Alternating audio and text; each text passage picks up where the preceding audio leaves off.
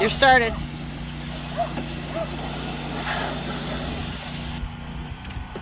once you get that thing, your engine rinsed off real well, then we're going to use our engine cleaner.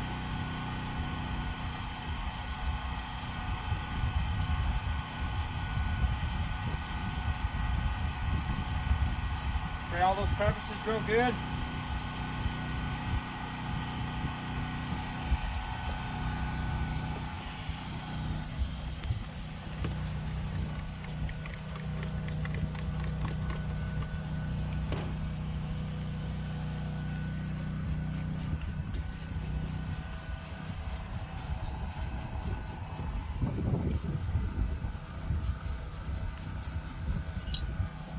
You can already see the engine cleaner doing its job, foaming everything up.